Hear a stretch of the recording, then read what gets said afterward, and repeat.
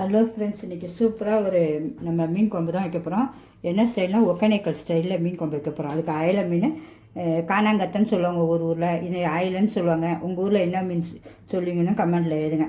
இது அயலை மீன் 1 கிலோ வாங்கியிருக்கேன். ஃபுல்லாக நல்லா வாங்கிட்டு நல்லா வெட்டி கழுவியாச்சு. நல்லா இந்த பக்கம் நடுவில் ஒரு கீர் போட்டிங்கன்னா குழம்புல போடும்போது சுவை சூப்பராக இருக்கும். நல்லா மசாலா உருப்பி அது எத்தனை பேர் ஒக்கேனக்கலுக்கு போய் மீன் குழம்பு சாப்பிட்ருக்கீங்கன்னு சொல்லுங்கள். ஏன்னா நாங்கள் சாப்பிட்ருக்கும்போது கேட்டோம். அங்கே எப்படியும் ஒரு 350 பேர் சமைப்பாங்கன்னு வச்சுக்கோங்களேன். அவங்ககிட்ட கேட்டோம். அப்போ சொல்லி கொடுத்தாங்க, இதுமாரி தான் நாங்கள் மீன் வாங்கி கொடுத்தோம், அவங்க சமைச்சு கொடுத்தாங்க.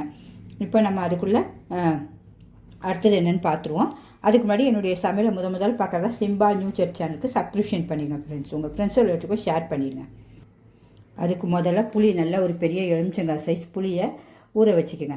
நல்லா தண்ணி ஊற்றி ஊற வச்சுருங்க. அப்புறம் அதுக்கு தேவையானது நான் இப்போ இந்த 1 கிலோ இதுக்கு தான் சொல்கிறேன். தக்காளி பெரிய தக்காளியாக 1 கண்ணு எடுத்து வச்சுருக்கேன். நீங்கள் தக்காளி வேணாலும் 2 போட்டுக்கலாம்.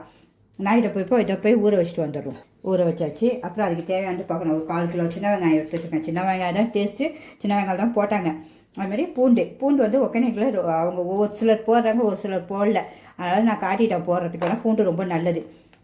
இது வந்து பச்சை மிளகாய் லாஸ்ட்டாக தாளிக்கிறதுக்கு.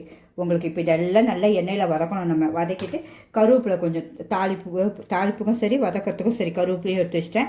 மிளகாத்தூள், மஞ்சள்தூள், தனியாத்தூள் எல்லாம் அந்த டைம் நம்ம பார்த்துக்கலாம். ஒன்று ஒன்றா செய்யும்போது பார்த்துக்கலாம். 10 நிமிஷம் முடிச்சோம். சுவை அட்டகாசம். அவங்களுடைய மீன் குழம்பு என்ன இவ்வளோ டேஸ்ட்டாக இருக்குன்னு முதல்ல அவங்க என்ன சொன்னாங்க தெரியுமா? நாங்கள் வந்து மெயின் வந்து ஃபஸ்ட்டு இது காவிரி ஆற்று தண்ணிங்க, அதனால் அவ்வளோ டேஸ்ட்டாக இருக்குனாங்க. 2வது என்ன சொன்னாங்க, அடுப்பில் செய்கிறோம், அது மெயின் டேஸ்ட்டுங்கன்னாங்க. 3வது எல்லாத்தையும் நாங்கள் அம்மியில் அரைச்சி செய்கிறோம், அதனால தான் அந்த டேஸ்ட்டு 3மே கலக்கிறனால தான் டேஸ்ட்டுன்னாங்க. சரி, ஓகே, நம்மளுக்கும் நம்ம இருக்கிறத வச்சு நம்ம அழகாக நம்ம கேஸ் ஸ்டவ்வில் எவ்வளோ சுவையாக இதே மீன் குழம்பு எவ்வளோ சுவையாக செய்வான்னு இப்போ நம்ம பார்த்துருவோம். பார்த்தோன்னே சாப்பிட்ணுன்னு சொல்லுவோம்.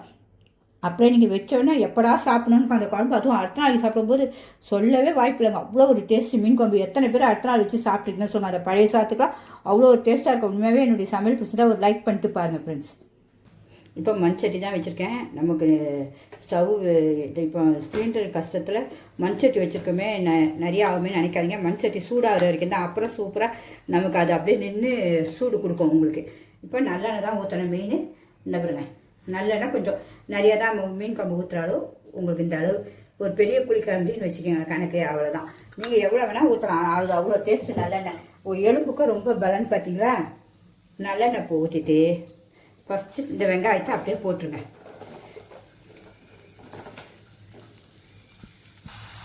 வெங்காயம் நல்லா இது வதங்கணும். நம்ம கொஞ்சம் ஒரு தட்டை வச்சு மூடி வச்சுக்கணும். சூடாக இருக்குது. நல்லா பொறுமையாக அப்படியே வதங்கட்டும். ஒரு சின்ன பிளேட் வச்சு மூடி வச்சுக்கணும். இப்போ பார்க்கலாம். இது இந்த அளவு சூப்பராக வதங்கிச்சு பாருங்க. உங்களுக்கு இனிமேல் நம்ம ஸ்டவ் ஸ்லோவில் வச்சுக்கலாம். உங்களுக்கு ஸ்லோவில் வச்சாலே சூப்பராக இருக்கும். இப்போ இந்த பூண்டியும் போட்டுங்க. கருவேப்பிலை ஒரு எதுக்கு, தக்காளியை 4ஆக வெட்டிடுவோம். எல்லாமே வதக்கி அரைச்சிட்டு தான் குழம்பு வைப்பாங்க. எத்தனை பேர் அது பார்த்துருக்கீங்கன்னு சொல்லுங்கள். ஏன்னா நாங்கள் பார்த்தோம், வாங்கி கொடுத்து மீன் குழம்பு சாப்பிட்டா செம்ம டேஸ்ட். அங்கே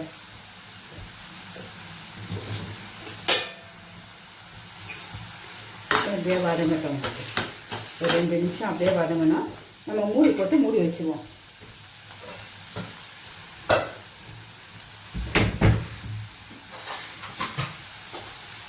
இதில் ஒரு 1/4 ஸ்பூன் மிளகு, சீரகம் ஒரு 1/4 ஸ்பூன். சீரகம் வந்து சுவையை கூட்டி கொடுக்கும் உங்களுக்கு எல்லாத்தையும். வாசனை எல்லாத்தையும் வதக்கிட்டு அப்படியே மூடி வச்சிடும். கொஞ்சம் நல்லா தக்காளியும் வதங்கணும் உங்களுக்கு.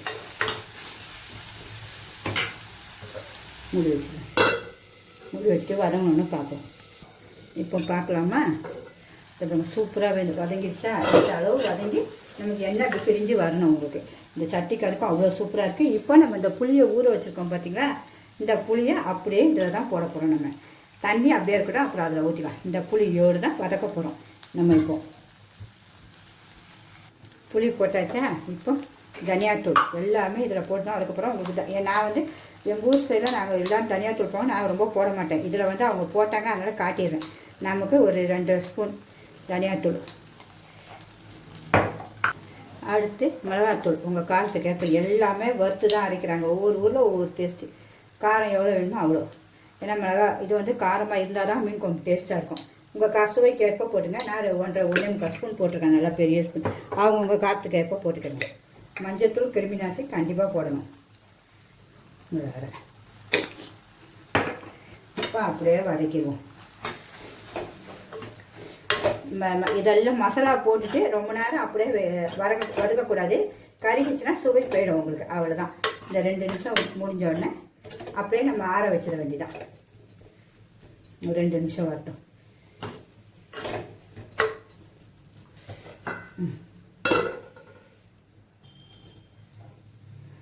ரெண்டு நிமிஷம் முடிஞ்சிருச்சு, போதும். இந்த அப்படியே வச்சு ஆஃப் பண்ணிவிட்டு நல்லா கொஞ்சம் ஆற வச்சுட்டு நம்ம அரைச்சிட்டு வந்துடுவோம். மிக்சியில் போட்டு நைஸாக அரைச்சிடுவோம். இப்போ நல்லா ஆறிடுச்சு. ஃபஸ்ட்டு வெறுமா அரைச்சிட்டு அப்புறம் கொஞ்சம் நம்ம புளியை ஊற வச்சோம் பார்த்தீங்களா, சும்மா அந்த தண்ணியை ஊற்றி அரைச்சிடுவோம். உங்களுக்கு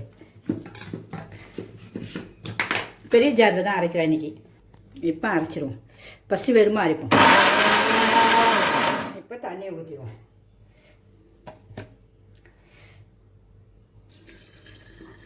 எவ்வளோ தண்ணி வேணால் ஊற்றிடுவேன். நைஸாக தான் அரைக்கணும் உங்களுக்கு, அதனால்.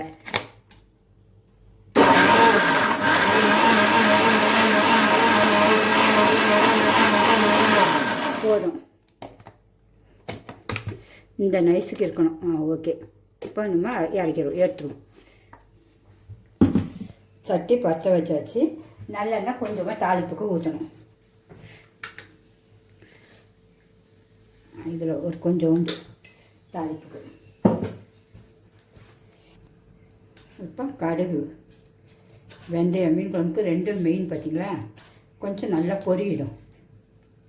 இப்போ கடுகு பொரிய ஆரம்பிச்சிருச்சு, வெந்தயம் பொரிய ஆரம்பிச்சிருச்சு. பொரிஞ்சோங்க சும்மா ஒரு 1/4 ஸ்பூன் இஞ்சி பூண்டு பேஸ்ட்டு அதுவும் வதங்கட்டும். இங்கே சூப்பராக நல்லா வதங்கப்பட்டுச்சு. இப்போ வெங்காயம், சின்ன வெங்காயம் அரைஞ்சி வச்சுருக்கல ஒரு கைப்பட்டு சின்ன வெங்காயம், தாளிப்புக்கு மாதிரி தான். கருவேப்பிலை, பச்சை மிளகாய், நீங்கள் கீரியும் போடலாம், முழுக்காவும் போடலாம், உங்களுக்கு எப்படி வேணுமோ அப்படி. எல்லாத்தையும் வதக்குங்க. நல்லா கலர் மாதிரி ப்ரௌனிஷாக வரணும். இப்போ நல்லா வதங்கிடுச்சு. இந்த அளவு பச்சை மிளகாய் மட்டும் லைட்டாக இப்படி உடச்சி விட்ருக்கோம், அப்போ தான் அது வெடிக்காது, இல்லைன்னா வெடிக்கும். இப்போ நம்ம இந்த அரைச்சி வச்சுருக்கல விழுது எல்லாத்தையும் இதில் ஊற்றிட வேண்டியதான். உப்புன்னு நம்ம போடலை, கொஞ்சம் கிண்டிக்கலாம். அரைச்சி வச்சுருக்க விழுது எல்லாம் போட்டிருக்கேன். போட்டுட்டு இது பண்ண எல்லாத்தையுமே ஊற்றியாச்சு. இனிமேல் தண்ணி ஊற்றி ஊற்றணும் உங்களுக்கு. என்ன நம்ம உப்பு போடலது பாருங்க, போட்டோடனே எண்ணெய் அப்படியே திரண்டு வரும். இப்போ நம்ம தண்ணியை ஊற்றிடுவோம். இந்த மிக்ஸி ஜாரை கழுவி தண்ணியை ஊற்றிடுவோம்.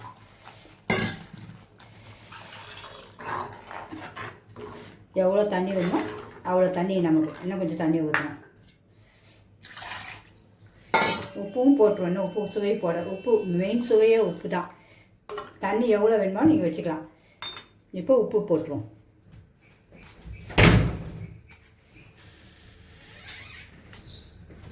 உப்பும் இந்த அளவு போடுறேன், கையில் தான் போடுறேன், ஒரு ஸ்பூன் போல் இருக்கும். கொதிக்கட்டும். இப்போ பாருங்கள், இந்த முறை கூடி கொதிக்க ஆரம்பிக்குது. அந்த டைம் உங்களுக்கு உப்பு காரம் எல்லாம் பார்த்துக்கங்க. பத்தலைன்னா போட்டுக்கோங்க. ஏன்னா மிளகாத்தூள் இதில் நீங்கள் 3 ஸ்பூன் 3.25 ஸ்பூன் கூட போடலாம், காரத்துக்கு சூப்பராக இருக்கும். எனக்கு காரம் கம்மியாக வேணுத்துக்காக கொஞ்சம் கம்மியாக இருக்காக்கா போட்டிருக்கேன். நீங்கள் எவ்வளோ வேணால் போடலாம். இப்படி கொதிக்க ஆரம்பிச்சுக்கூட டேஸ்ட் பார்த்துருங்க. பார்த்துட்டு அதுக்குள்ளே மிளகாத்தூள் எல்லாம் போட்டுருங்க. நல்லா கொதிக்கணும். ஒரு 10 நிமிஷம் நம்ம அதை தொந்தரவு பண்ண வேண்டாம். பொங்கி கொட்டிடக்கூடாது, அதுதான். பொங்கி கொட்டிட்டா இதோடைய மசாலா எல்லாம் கீழே கொட்டிடும், சுவை இருக்காது. அதனால் அதை மட்டும் பார்த்துக்கோங்க. நல்லா ஒரு 10 நிமிஷம் ஆனோடனே நம்ம அடுத்தது ஒரு மீனை போடும். ஒரு 10 நிமிஷம் ஆகட்டும், நல்லா இப்படி கொதிக்கும் போது. இப்போ நீங்கள் முன்னாடி பார்த்தப்போ இப்போவும் குழம்பு கொஞ்சம் நல்லா வத்திடுச்சு. இப்போ மீன்களை மெதுவாக வச்சு போட்டுருவோம். ஒன்றா இந்த அவ்வளோ மீனையும் போட்டுடணும். சிம்மில் தான் வச்சிடணும். கொஞ்சம் மீன் போட்டோன்னா கிண்ட வேண்டாம். மெதுவாக ஒரு 10 நிமிஷம் கழிச்சுட்டு பார்ப்போம். குழம்ப ஒரு கிண்டி விட்டுட்டு பார்ப்போம். கலக்கி ஊற்றிடுங்க. மீன் எவ்வளோ சூப்பராக இருக்கும் மட்டும் பாருங்கள். மீன் குழம்பு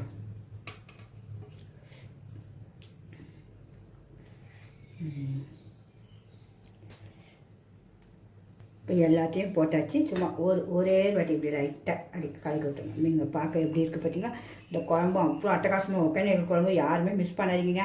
எல்லாருமே போராட்ட கூட இந்தமாரி பார்த்து செஞ்சுருங்க. சாப்பாடு அவ்வளோ டேஸ்ட்டாக்கும். ஒரு சட்டி சாதம் இருக்குன்னா பார்த்துக்கோங்களேன்.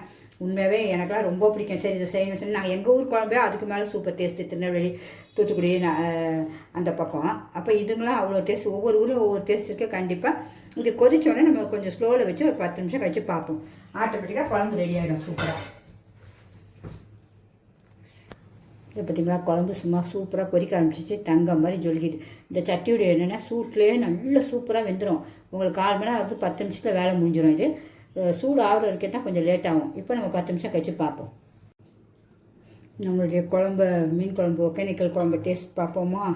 அப்பா என்ன சூப்பராக ஆகிடுச்சு பார்த்தீங்களாங்க. டேஸ்ட் தளன்னு அந்த எண்ணெய் நம்ம வதக்கினது எல்லாம் சேர்த்து அப்படியே அழகாக மிதந்துச்சு பாருங்கள். இந்த குழம்பையும் பாருங்கள் என்ன சூப்பராக இருக்குது பாருங்கள். மீனும் ஒன்று கூட உடஞ்சிருக்காங்க. நம்ம கை விட்டு கிண்டக்கூடாது. இல்லைன்னா இப்படி ஒரு கரண்டி வச்சு எடுத்து காட்டுறேன் இருங்க. ஆனால் நம்ம மீனையும் பார்க்கணும்ல கண்டிப்பாக.